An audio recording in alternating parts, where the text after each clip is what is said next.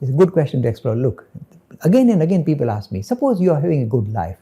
You're well looked after, you're earning good money, you've got a nice wife and nice, obedient, lovely children, and everything is going hunky-dory for you. Why should you seek moksha? I agree. Why should you bother? So if things are rolling nicely for you, I'm very blunt and very pragmatic, very practical. If things are working out nicely for you, my friend, there is no need to look for moksha. Okay, simple.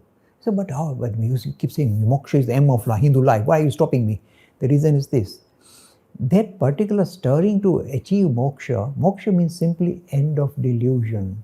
So when you are leading a worldly life, things are working out well. Can you see through the delusion? You say, no, I can't. I enjoy this delusion. I love it. You say, I embrace it. Everything is going well for me. Why are you saying it's a delusion? It's lovely. I love this delusion. I want to hang on to it. So if you want to hang on to the delusion, I'm not here to stop it. Say, okay, carry on. When you begin to recognize it for what it is, this is the thing. The maturity doesn't come from outside. It has to come from inside when you get really whacked. When the maturity arises and say, oh dear, I thought everything is okay, but everything is not okay. And that maturity arises within you, then you say, I don't reach some kind of special supreme place called moksha. Moksha is simply, you see the world without delusion. You see the world in its true light. This is called moksha. End of delusion regarding who you are and what this world is all about. Suppose you say, no, I'm happy with what I think. You see, in fact, this is one of the unique features, Mr. Nishit Bhai. Yes. Humanity is in search of identity. Because we find ourselves here, we don't know who the heck we are, and we stop bothering to ask the question anyway. It seems to be it's a big question we can't answer, so leave it alone. So what we do is, as we are in search of identity, we create an identity for ourselves. Look up any life, anybody's life. We create an identity for ourselves. I'm a family man and I have to fulfill this desire and this requirement and follow the laws of society and my family requirements and so on. So we create an identity for ourselves that we want to subscribe to and we adhere to it.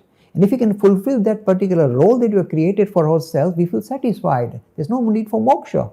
But if you are satisfied with that identity you created for yourself, which is artificial, and happy with it, good luck to you. We are not here to destroy you. Carry on. Only when you realize that this identity that you kind of embracing with all your love is actually purely that. There is no great depth to it.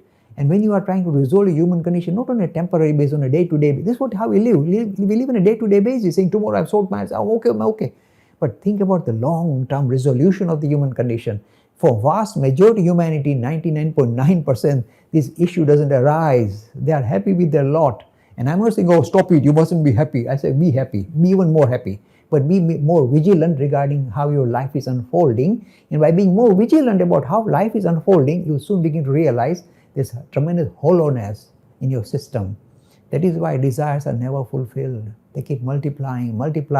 And the world that we live in is strongly commercially motivated as a habit of kind of, giving you exponential desires. Not one, but one goes, 10 will appear. Look, you look anywhere. Advertisement hit you from whatever direction saying, buy this, don't do this, oh, this, drink this, eat this, drink this, go on holiday. They are thumping you throughout so you are never allowed to sit still. They stoke up the flames of desire in you until you crack up, and you get this biggest problem in NHS is stressful life, mental health problem. And the reason is precisely this. We are kind of cracking up. Rather than recognizing that desires cannot be fulfilled in a worldly manner, in a worldly life, we kind of chase after it and we crack up. That is the reason why people become stressed. And that is what Hinduism is teaching. Recognize that you will not be able to sort yourself out by just chasing after worldly motives. And when you rise above that and say, something is missing, and when it comes naturally, not from Mr. Lakhani, it comes from you, then automatically you search for moksha. So it's not something imposed on you. It will come naturally when the time comes.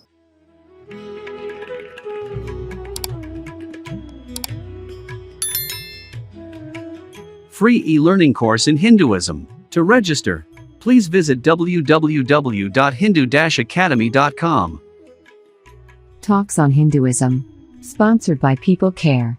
Encouraging caring for the elderly in their own homes. For more information, please visit peoplecare.com.